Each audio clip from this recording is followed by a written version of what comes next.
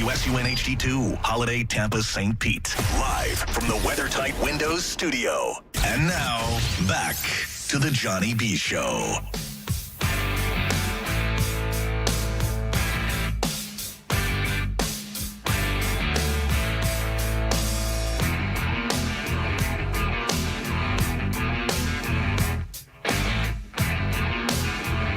Welcome back. Monday night, the Johnny B. Show, 102.5 The Bone. Feeling good. It is Victory Monday. We have a cold front coming through. It's about to be nice and chill all week, baby. Can't be more excited to be right here in Tampa, Florida. And by Victory Monday, you know what I'm talking about. Not just that Will and I have beaten COVID-19, our big victories, but the Tampa Bay Buccaneers, big win yesterday, a win that we needed. Let's talk all about it with our guy on the hotline right now from the award-winning Cannon Fire podcast. It's Rhett Matthew. What's up, buddy? What is going on, fellas? Feels pretty good to bust out the broom after a little while. Buccaneers taking care of business, getting the sweep over Carolina. Happy Victory Monday. I'm so excited. What a great bounce-back win. Yeah, and I talked about it briefly at the beginning of the show, but we had 2 bad weeks. We had a lethargic week against the Giants where, it was a game that we should have just ran away with, and we struggled offensively, and we pulled it out thanks to, Danny Dimes looking more like Danny Pennies and throwing some horrible passes to where we probably should have lost that game. And then we show up, but we don't really show up against the Saints at home and just get humiliated. One of the worst losses in the history of the team. And then yesterday in Carolina, we start off looking pretty much the same. Looked like we were running a soft zone for the first quarter. We're down 7-0. We have another turnover. Things were looking a little scary. And then something clicked. And I can't really put my finger on exactly what play or when that happened, but it seemed like they just got tired of sucking after a little while, and they turned it up. They brought the heat on defense. They started executing on offense. And before you know it, the Bucs are back, baby. Oh, yeah. It was a thing of beauty. That first half, they were doing just enough. Division games are always tough, so it's easy to expect a tight game. But just the level of improvement that we saw in the second half and the way that they separated themselves for the rest of that game. And you look back at, the moment that maybe sparked it, there were a couple of big plays. There were actually 2 back-to-back. There was, of course, the historic 98-yard touchdown run from Ronald Jones himself, having a hell of a day after the ugly fumble on the second play of the game. But he goes out, plays a career game. And then literally the next play after that, the kickoff, yeah. But the next play after that, Jason Pierre-Paul with an interception. And that's when it was just Bucs for the rest of the afternoon. But a play that goes overlooked for good reason. But a play that goes overlooked was that one Kevin Minter sack. Yeah. That just didn't happen because of the BS roughing the passer penalty that we saw. Terrible. But that was the turning point. Like, you really saw that defense wake up after that. And then, for the offense as well, huge day for them. I think one of the best performances they've had all year. 500-plus total yards. The red zone offense was a little shoddy, but, I'll take it, I guess, as long as they win. But just all around, man, they picked it up right when they needed to. They separated that game, and a pretty comfortable win. And, just giving us signs of the team that we were expecting them to be headed into the New Orleans game. It was good to see those guys show up again. That was really cool, too, is to see the offensive line kind of do a shuffling. You move a Pro Bowl caliber center to left guard and then bring in an old savvy veteran, Shipley, who I believe was hanging around on the practice squad.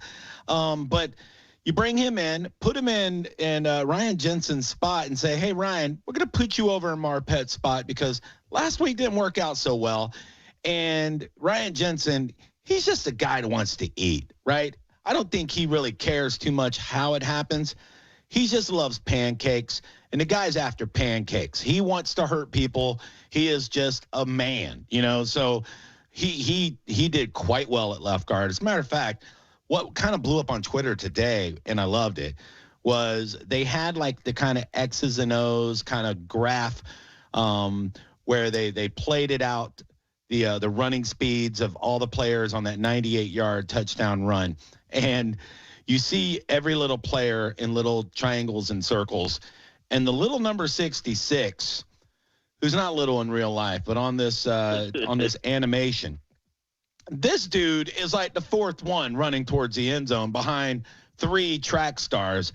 And I'm like, holy hell, Ryan Jensen almost got to the end zone as fast as 2 defensive backs and Ronald Jones. That guy is hustling. Like, he was the first one grabbing Ronald Jones and hugging him in the end zone. I was like, God damn, cardio, look at this guy. So impressed by Ryan Jensen. I'm a big fan. I mean, we're barbecue guys. We're big, burly, ugly dudes. We're like twins, honestly. I just got to dye my hair red. But kudos to the offensive line. They had to do some real soul searching, along with some fixes, maybe schematically. I don't know, but they looked horrible against New Orleans. What a bounce back game for the O-line. I think they should get a lot of credit. Tristan Wirfs looked great. And talking about a confidence boost going into, more than the second half of the season here, where they really got to start stacking the W's because the NFC is looking pretty powerful. So kudos. I didn't care how they won yesterday. I didn't care if it was by 1 point. We had to get a W. I don't care if they win every game barely until we get close to the playoffs. I just need them to gel in late December. That's all I care. Just get some W's, gel in late December. And yesterday, they did both. They looked like they started gelling, and they got the win. I was pretty excited about it. Tom Brady with another outstanding outing. I don't think there was a pick yesterday. I didn't see one. And 3 touchdowns and 1 rushing, if I'm not mistaken? Yeah. 4 total touchdowns for TB12. He had a little over 300 yards in the air, so a really good day for him. And it's crazy, too, because you look at the numbers that the offense put up. I feel like they should have dropped 65 because the red zone offense that I had mentioned earlier, it wasn't – I mean, there was some miscommunication. There were a couple of plays where it was just sheer execution where guys should have made it happen, and they didn't. Right. But – I mean, just the efficiency and the way that they moved the ball down the field was a thing of beauty. And it really was just like, I don't know, man. For Brady, it was a good day, for sure. I kind of got lost. It was awesome. The one play, what was it? If you could pick one play that Brady, one throw that he threw that you remember that was the most impressive, what was it? Do you have one that sticks out? There was one play for sure that I saw this BS article today that said it wasn't, it was a crummy throw by him, but I really thought it was a great play by both guys. It was a connection to Chris Godwin for a critical first down where he kind of thread the needle between 2 defenders, and then Chris Godwin read it, switched his hips, and was able to haul it in right there on the sideline. That is textbook Chris Godwin. It was a pretty good read by Brady and a good throw. I don't know where that narrative of a lousy throw came from. But, that was definitely the play for me on offense. Like, I know the 98-yard touchdown is one everyone's looking at, but for Brady, I think that was throw of the day. Nailed it. That was exactly the play I was thinking about, too. And you know what? Anybody who says that was a bad throw, they're hating on Tom Brady, which happens a lot. What's her name on ESPN? Linda Cohn? Am I getting her name right? She hates him. She hates Tom Brady. It's not the girl that picks the Saints every week, is it? I mean, yes, and she hates Tom Brady. Like, anytime the Bucs lose, she's like, I'm Tom Brady. Shut up! Anyway, that throw, you nailed it. And here's the reason why whoever says it was a bad throw is a moron. One of the things that Brady does better than anybody I've ever seen at that position is he pays attention to what the guy covering is doing. And he's even said it in interviews. If he sees the back of that defender's helmet, he's not watching. So he could pretty much put that ball on either side of that guy if his receiver is paying attention. And he does that better than anybody. He knows Chris Godwin. He knows what Chris Godwin's going to do by now. So he threw that ball wherever he wanted to throw that ball because that defender was not looking at him. He was looking at Chris Godwin, and that's why that throw was brilliant. And, of course, if it's not a receiver with the skills of Chris Godwin, it doesn't get caught. You know, you need a Chris Godwin or an Antonio Brown or a Mike Evans in that position, and we have all three of them on our team. So look for some more stuff like that from Tom Brady this year. You're going to see a lot of that, and defenders are going to have their head more on a swivel and have to keep their eye on Tom Brady. And good luck with that because now the guy behind you is beating you. So I thought it was great. I thought they put it together. I don't know what the hell happened against the Saints, but maybe it has something to do with rushing 5 times against the Saints compared to rushing 37 times against the Panthers yesterday. So I did want to mention as well with the Ronald Jones the day that he had. Incredible, dude. Nearly 200 yards. Of course, the 98-yard that we know of. But I wanted to give some credit to B.A. because everybody and their mama, including myself, after that fumble, wanted him benched, wanted to see Leonard Fournette for the rest of the game. And B.A. just, wrote it out, let Rojo prove that he's the man and they can come back from it. And, I mean, there isn't any better way to redeem yourself. So a great day for Rojo, but I think you got to kind of have to give a tip of the hat to B.A. to just kind of ride that out, make a tough decision there.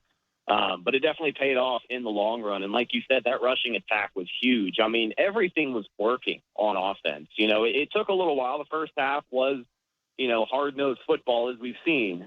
But that second half and things started to open up, everything was working to perfection. So just got to give props to B.A. there and, having some faith in Rojo because you like to see it. Amen. And let me get back on the gargling Tom Brady train here. That 98-yard run, too, and I'm so glad Jenna Lane is the beat writer for ESPN for the Bucs because she really knows her football. She's really, really good at her job. And she pointed this out today in a tweet, and I didn't notice it yesterday, but when I watched the replay after she pointed it out, she's so damn right. So that play was called by Byron Leftwich, but the motion on the play with Chris Godwin was a call by Tom Brady at the line of scrimmage. So what he did, Chris Godwin was lined up on the left. He called him the motion to the right, and what it did is it took the middle linebacker and put him in the wrong gap. He shifted to the left off of Godwin's motion, and Brady knew that. That's why there was a hole where Rojo hit, and there was no linebacker in that gap. That was created by Brady. Now, Rojo had to make the safety miss, and, he had to run the 98 yards. He had to find a hole and take it and go and make a guy miss. But it doesn't happen if Tom Brady doesn't see that he wants to put that linebacker in a different gap. It's so brilliant. I get goosebumps. It really is. And Jenna Lane saw it. She pointed it out, and she posted it today. And I was like, damn, Jenna, that is good reporting. And that is knowing football. And I should have seen that yesterday being the next defensive coordinator. I would have been pissed. I would have been pissed if some 12-year-old would have done that to my middle linebacker when I was coaching. But it was a real good move. That's the Brady effect, man. You've heard about it for 20 years, and now you're seeing it. Something about this guy. Like, not only does he make your team better at the quarterback position, but it literally trickles down into everything else that your team does. The nitty-gritty, the small details, that's what TB12 does better than anybody else. And you're just seeing it rub off on the football team. And, over a little over half a season, the chemistry obviously still needing to get fixed. But, that stuff comes with time. And that those little adjustments like that are what you see over time. And it's what Brady does so well. And it's what makes the future of this team so exciting as of right now. Because still plenty of football left to be played, but just an exciting year, man.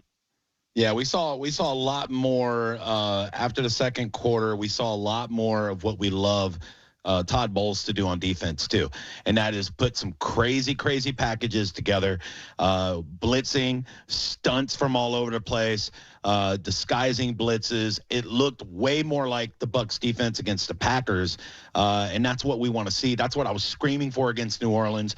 I said it last week. I felt like Denzel and Remember the Titans. Blitz every play. If you're going to lose, blitz every play. The hell with these guys. Let's F them up. And it seemed like that attitude kind of played into the second half. And you saw crazy stuff like JPP lining up at middle linebacker and blitzing the B gap. I'm like, what the hell is going on? This is gorgeous. That's what I want to see all the time. I don't like having split personalities.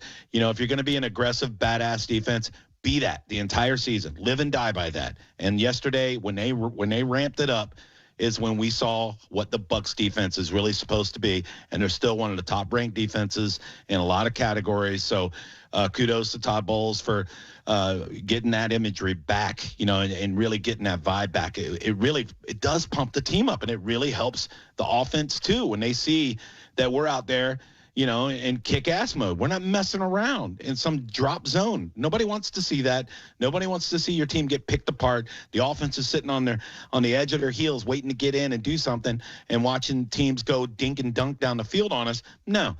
Punch them in the face and kill them. Speaking of punching quarterbacks in the face and killing them, good news for the Bucs away from our game. Drew Brees is hurt. Oh, Drew Brees is hurt. Now, look, I'm not happy that a man is in pain, but I am happy that a man that loves to throw the ball to the other team is now starting for the team that's a game ahead of us in our division. So I think, if I'm not mistaken, the report came out this afternoon. He's got some fractured ribs. And if that is the case, you're talking weeks out. Have you heard anything about how long they project him to be out and for Jameis to start until they finally pull him for Taysom Hill? On top of that rib thing, he's got a collapsed lung, or like a partially collapsed lung or something crazy. Man. Oh man, that sucks. Anyways, but I had seen the most optimistic, and this is being extremely optimistic, is 2 to 3 weeks. So regardless of what he's got going on in there, a couple weeks is very, very optimistic. So you're talking a month of time, depending on how the Saints are playing. Maybe hold him out until the playoffs, and again. Jameis Winston, I liked him until he signed with the Saints. I have to imagine that Sean Payton is going to be smart enough to look at what he can do with this offense. You're going to see a lot of just, dink and dunk style offense that we're used to seeing, because at this point it's winning them games. But if he lets Jameis sling it, they're going to regret it pretty quickly. But we'll see what happens. But I definitely think it opens the door for the Bucs to possibly make some more noise in the division before the season's over. It's just, you don't wish an injury on anybody, but it is kind of a shame we couldn't have seen it happen 2 weeks ago. Yeah. You see the schedule. I guess it's set up perfect for the Saints, though, because their next 3 games is Falcons, Broncos, Falcons. Now, the Falcons are better than they were, but their defense is pretty bad. Now, I'm hoping that Raheem Morris is kind of over, playing Jameis as much as he's played him, being a coach for the Falcons, has kind of unlocked, basically the secret to Jameis, and that is get him under pressure, make him make mistakes. And, he's going to, in disguise, all you got to do is disguise some zones against Jameis. And he loves to throw the ball to the middle linebacker. It's like his favorite thing ever. So hopefully they're doing all the homework, and they don't have to do a whole lot of scheming because they know him already. They've been playing him for 5 years. So if the Falcons could pull a game off, and, when you play a team twice in 3 weeks, it's hard to beat them twice. So if the Falcons can grab one of those games, and the Bucs can keep stacking, it does suck. The Saints have the Eagles after that, but they got to play the Chiefs.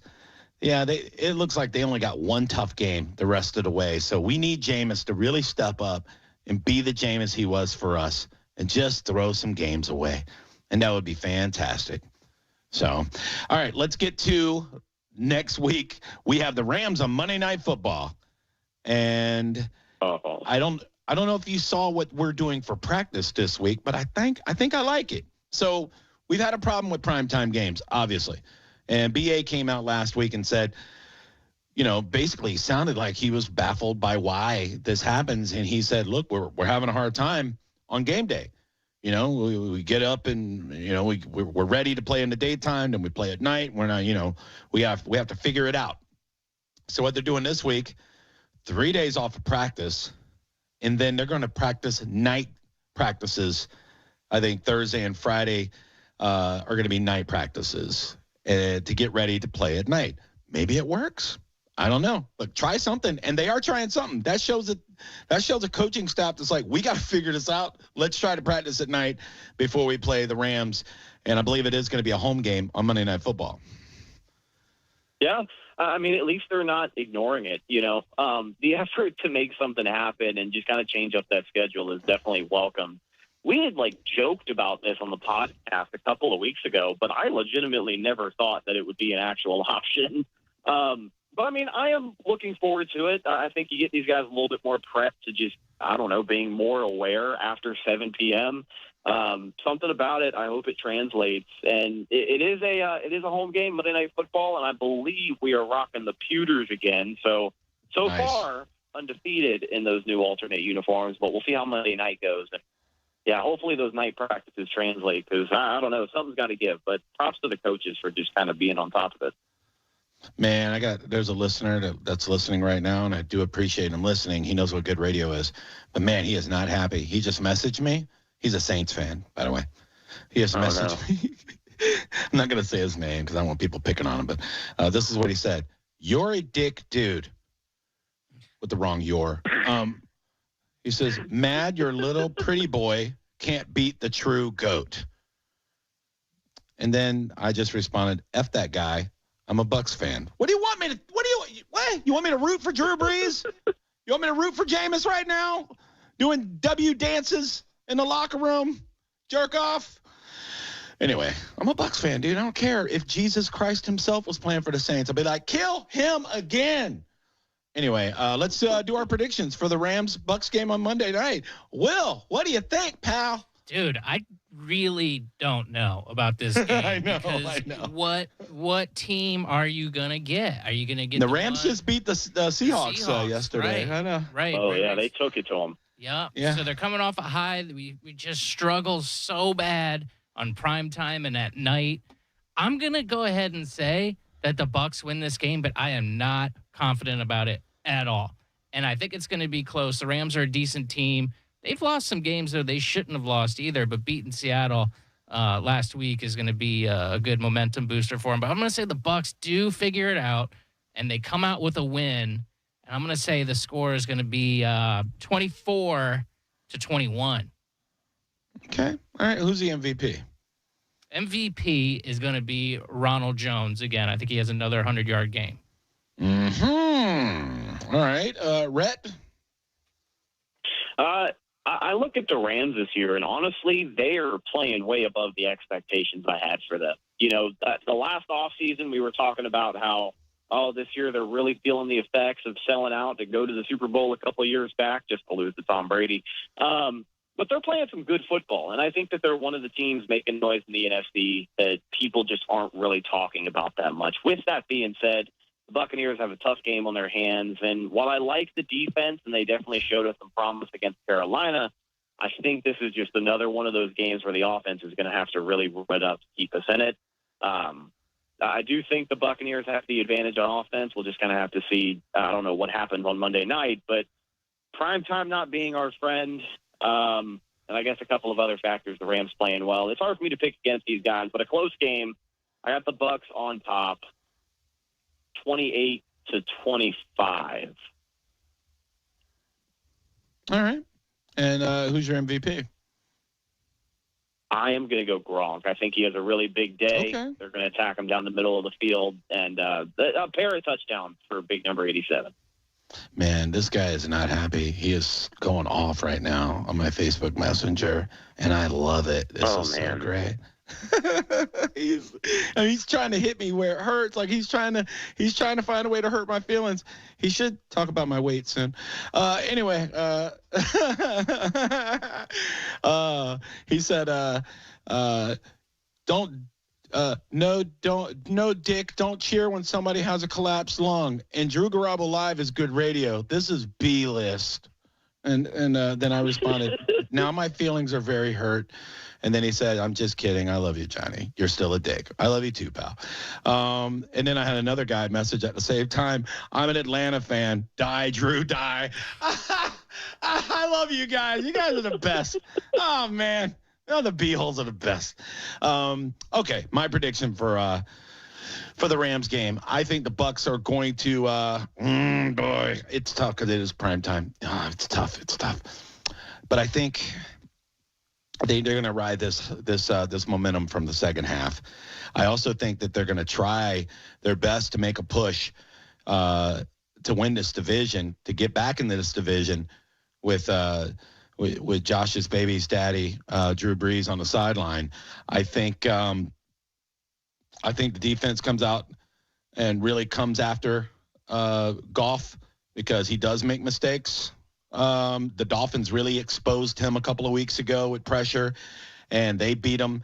So I'm going to say the Bucs win this one, and it's not going to be a high-scoring game, believe it or not, because their defense is starting to come together. I think it's going to be 20-17. Ryan Suckup is my MVP.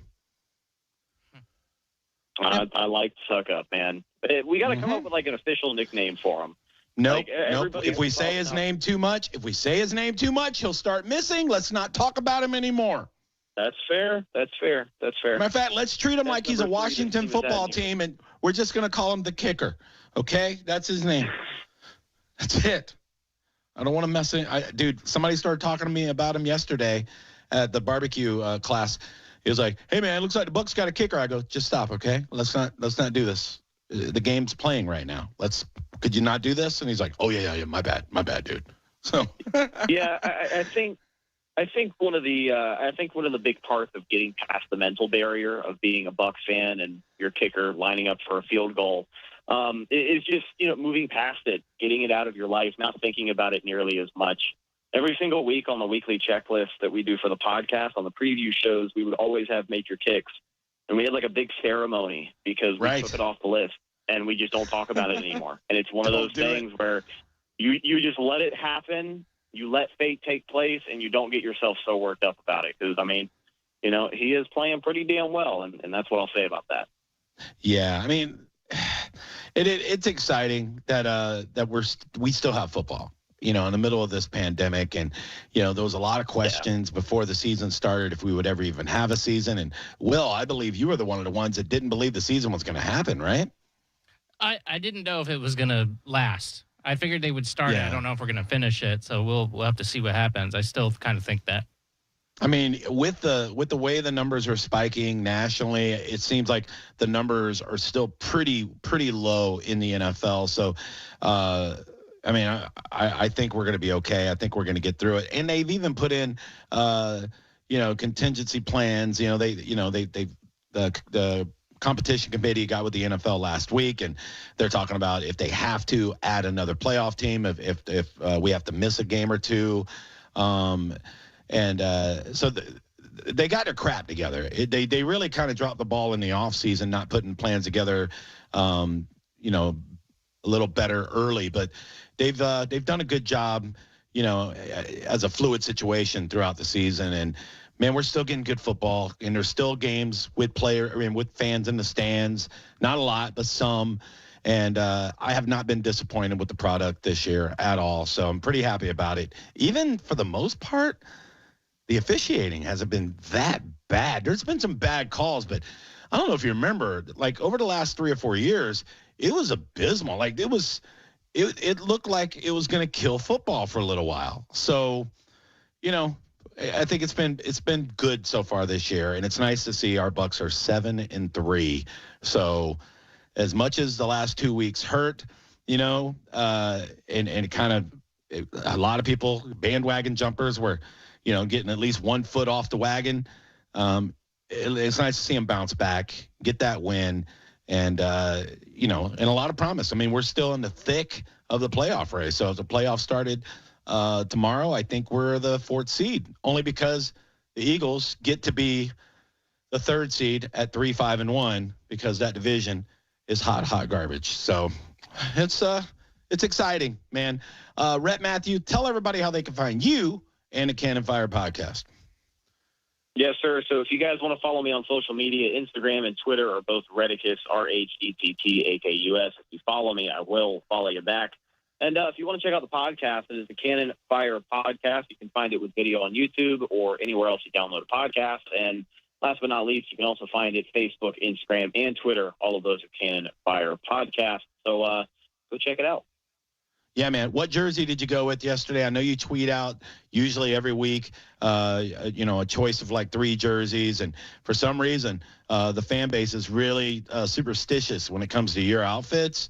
What did you go with yesterday? I went with Old Reliable at this point, the Mike Evans red home jersey. But, I'm kind of 50-50 on mixing it up this week. I've been rocking the Evans jersey. I didn't want to rock it yesterday just because I wore it during the Saints game, and it felt icky still. But, they went out there, they redeemed themselves, and they won, so I feel fine. But see, I knew you wore it during the Saints game. That's why yesterday I went on there and I voted for the SAP throwback is what I wanted you to wear. But I'm okay as long as we won. Hey, we won. But, I kind of want to mix it up this week and wear the pewter custom that's got my name on it. I think it's badass. But, I don't know. I probably will just roll the dice and wear it because I wore it week 3 when they played Denver, and we know how that game went. So, yeah, we'll see what happens. Game time decision, but I'm glad that I have options this year. Yeah, I wore my lucky Bucs hat. It's one that Will gave me because it's the only Bucs hat I have now because my car was robbed and they took all my hats. Sorry, I heard I'm about okay. that, dude. I am so sorry. That's okay. I'm gonna find him. That's it. That'll be fine. For all the Cannon Fire podcast listeners, you can follow myself and Will on Twitter at Johnny B Comedy. Will is at home_made_man. And, of course, the show is at Johnny B Show. And you can find all my other social media, including where I'll be doing stand-up shows like this Wednesday night in Oldsmar at a barbecue restaurant, because why wouldn't I, on JohnnyBComedy.com. Rhett, look forward to talking to you again, buddy. I'm sure I'll talk to you throughout the week. Have a fantastic week, and go Bucs, man. Yes, sir. Go Bucs, fellas. There you go. Rhett Matthew, everybody. Let us take a break. Will, when we come back, we didn't talk about this during the Cannon Fire podcast, but we'll talk about it. Antonio Brown may be in trouble again. TMZ leaked out some stuff that happened right before the Bucs signed him. We'll tell you what it is next. It's the Johnny B Show. It's the Johnny B Show on 102.5 The Bone.